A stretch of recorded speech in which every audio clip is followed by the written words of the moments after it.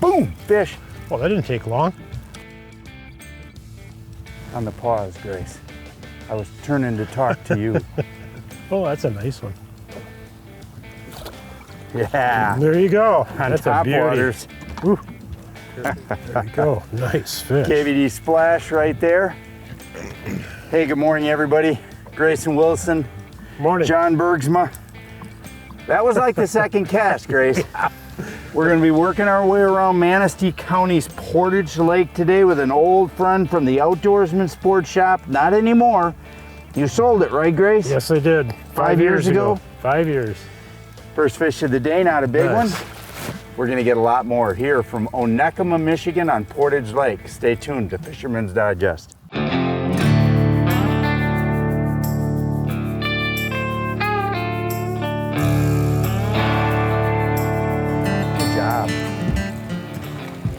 A little jumper. He's performing. Good job, Grace. He's a puller.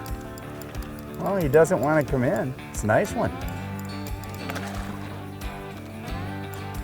No stabbing today. I'm not knocking Grayson's fish off.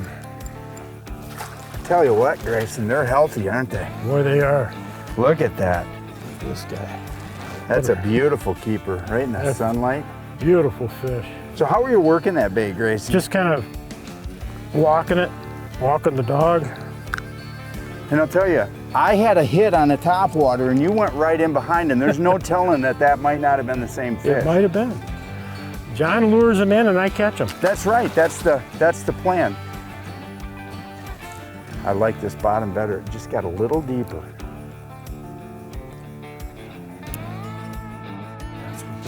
Fish on. Yeah, there we fish go. on. Fish on. Nice one. I saw the way he hit. That was live scope. We saw that fish on the live scope. Good job, smallie. Grace. That's a beautiful smallie. We'll talk about the concept that we use to isolate this fish right away. The cool thing is, guys, as you watch that beautiful clean water of these northern Michigan lakes, this is actually, Manistee County's Portage Lake, and they grow these smallies big and strong. And I'm telling you what, Grayson's got into a good one. The lake's underneath the boat. There he is. Wow. That's a dandy. Wow, great. That is a stud. Talk about the concept, because right here while Grayson's taking it off, guys, see this? See, our boat is right here John, on the edge of that drop off. Right there, where the discoloration line is. Grayson, you casted right to that darker weed edge, didn't you? Yeah, right to it. And look at the colors on that fish. Wow. I think I'm tangled up. That's okay. That's okay. You show that fish off. We'll get you untangled. That's a beautiful fish. Hard fighter. Man, Oh they fight. my Look at goodness. that. Wasn't That it is just though? gorgeous. I mean, he hit like a train, Gray. I saw it from the other side of the boat. Might be a whole stack of them here. Yeah, I got a mess, but that's okay. Yeah, we got. I casted Wait a minute, it's around your shoe. fish.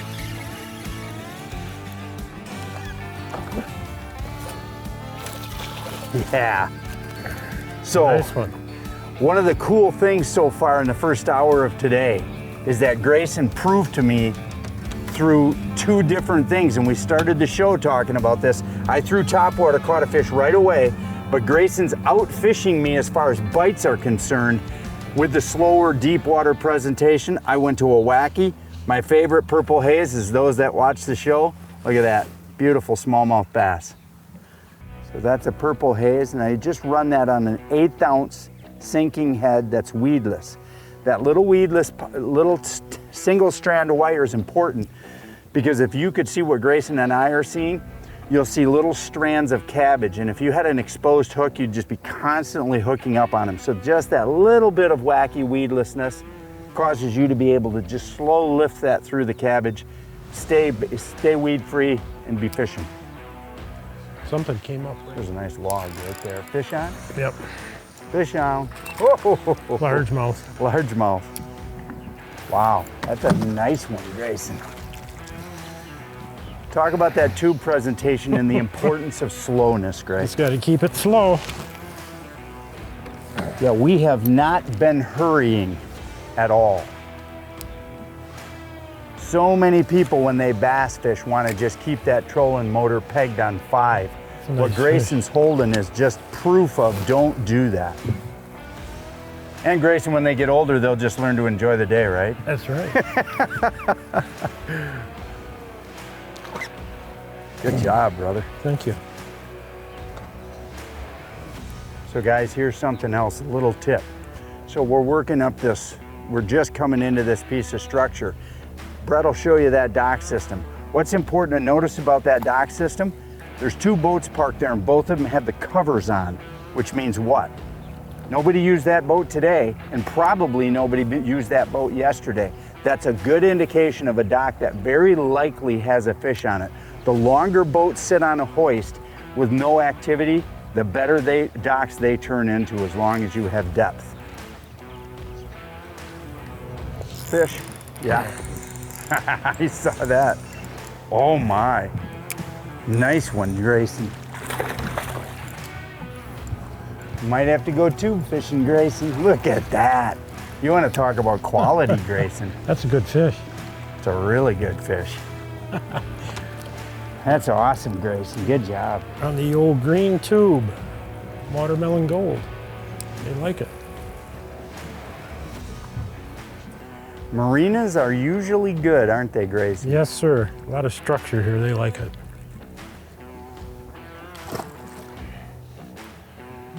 Good bat.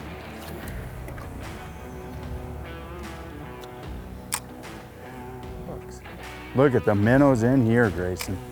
Look at Oh them. my gosh. That's a food. You got one? There we go. That sounds like a good fish. That's It drags a good the fish. squeaking a little. That's a real good fish. Ooh, yeah.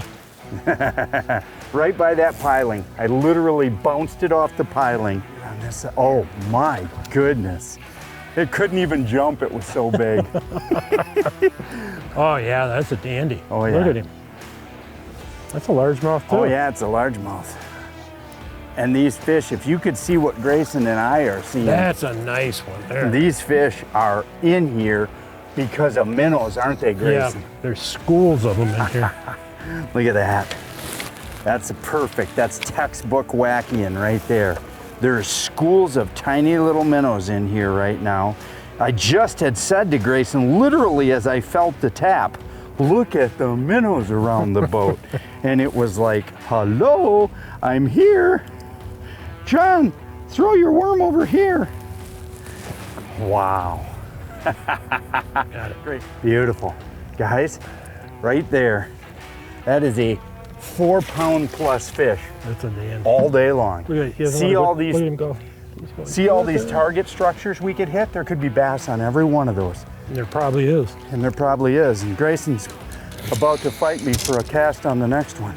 So what I do is just make sure before you cast, you're just bending this little wire back into place. And it just keeps you, allows you to just drag that over structure.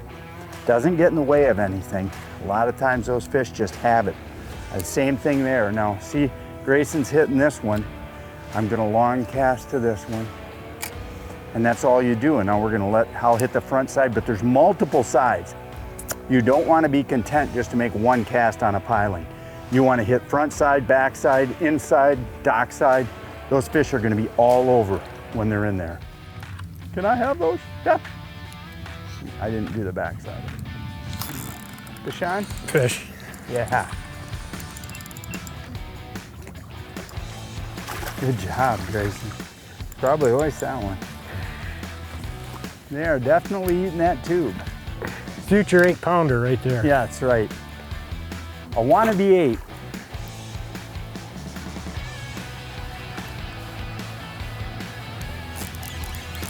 Yeah, that was a bite. I said, my line started going in about 30 different directions. I said, that looks like a bite. Yes, sir. Yeah. Not a big one, but a lot of fun nonetheless. I'm just gonna throw a random. There we go. Yeah, I'm gonna throw random casts. This might be a good one. That's a good one. Oh yeah. He was right on the point of the tire, man. Yeah, I know. I saw him. Beautiful, beautiful job, Grayson. I made a cast, so I can't leave it. You get all tangled up.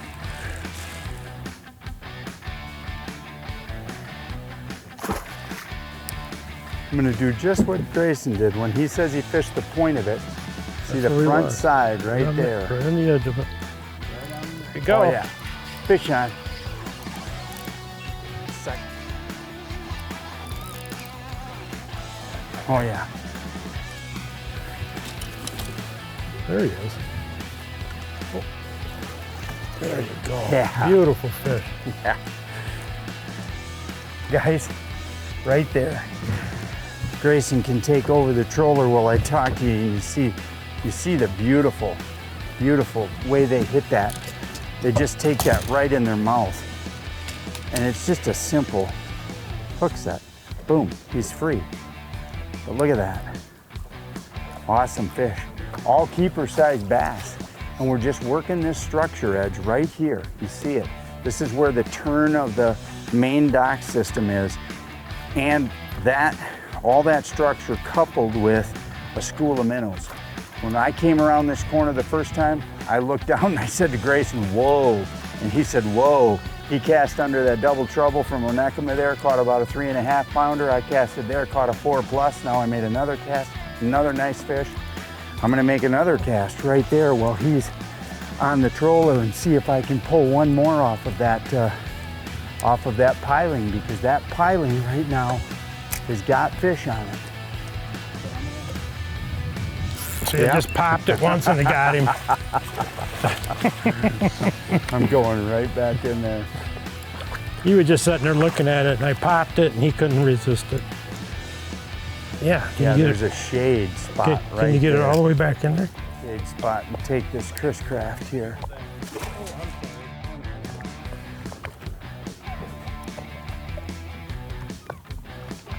I know, we're right out in front. There, Yep, fish. nice one too.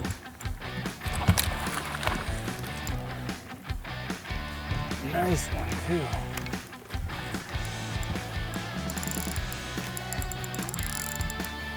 Beauty. Smallmouth. Wow. That's why he's fighting. He really wants to give up, Grayson. Yeah, he does.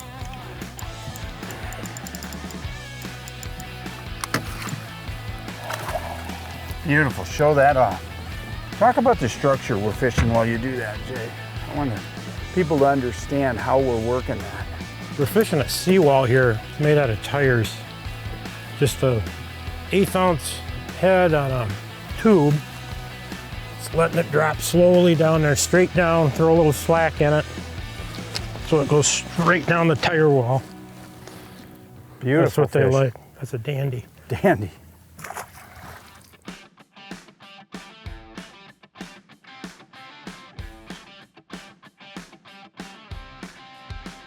Five, 10 feet. Fish. Good one? Oh yeah. Oh yeah. One of the things Grayson said to me while he gets on this side is, and Brett will show you, look at the we've got a wonderful mix on this lake of largemouth and smallmouth. And that's one of the cool things. Not every lake is that the case anymore, is it? No. Grayson. Smallmouth are getting harder to find all the time. Look at that. That's a Right beautiful there. fish. Look at the bellies on these fish. These fish are not unhealthy, Grayson. No, they're feeding heavy. Yeah. Minnows and perch, crawdads, there's everything in here. Wacky worm, weedless, little weedless, and I'm using an 1/8. That's a little heavier, but we are fishing this 8 to 12 foot of water, so you want as many falls as possible. you're gonna, if you fish too light, you won't be able to get as many falls in that. You're looking count. for that reaction bite. That's right. And I'm gonna step back and let Grayson throw to this corner because I am almost guaranteeing you. Fish on. Oh, yeah, nice one. Woo-hoo-hoo-hoo. You like the weeds. Look at that fight. It's neat that you can see them down there doing this. Yeah.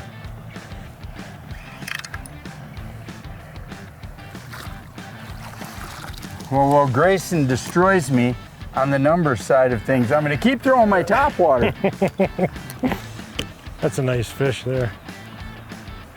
And I don't know if Brett can show him, Brett, if you can show him those weeds, Grayson, talk about that cabbage we're in.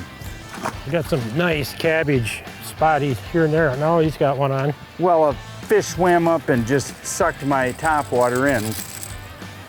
But the cabbage weeds around here, guys, I don't know if in the light Brett can show you that, but there is just strands of cabbage. And that type of structure is a fish magnet, isn't it, Grayson? Yes, absolutely. They love hanging around that ambush points for them. Yeah, because they can get right next to a weed, but yet have some distance. Oh, look at the size of the bass there. Yeah. Oh my gosh. I just saw a 6-pounder.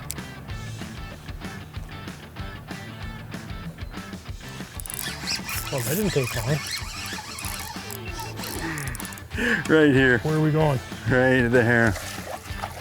Oh yeah, that's a beauty. Nice job. You Nice notice job. those weeds, and I switched to a cutter worm, and the reason is because I can swim this cutter worm through the base of the weeds. Weedless. Look at that. Look at that. And I'll put it back together. I'm gonna let this fish go and show you exactly how I rigged this. So I got a 16th ounce free sliding weight. I put the cutter worm on. Now I'm just gonna pull this through like that. So now it's an offset worm, you see? And it's completely weedless. And now when you see those strand weeds that are out there, I can let that thing sink all the way to the bottom, which I just did. And I can lift, fall, lift, fall, lift, fall, and it goes right through all these weeds. And there's zero chance of it getting snarled up because it's weedless. So guys, when you get into the perfect circumstance, modify your approach to be the perfect presentation. That's when you put together those two and you have great success. Cutter worm, I'll tell you the color right here. I'll hold the old package up for you. It is called, right there, Plum.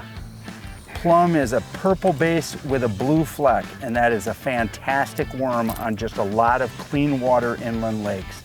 7-inch cutter worm. Rig it, Texas.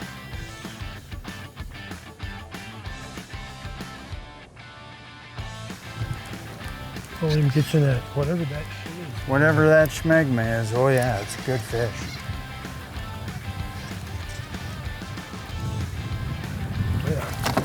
Yeah. Nice one. That's a beauty. That is a real beauty. Look at that. All right. Grayson, thanks for joining me today. That's the way to end the Portage Lake Manistee, Michigan show. Grayson, thanks for joining us so much. I love buying stuff from the outdoorsman. I still buy it there today. You're a heck of a fisherman. Thank you, You outfished me today on numbers. But I think I might have got a bigger fish. I think you did. That's a beauty. That's a beauty. Thank you guys as always for joining us here on Fisherman's Digest. We'll see you next week. Let's let this girl go.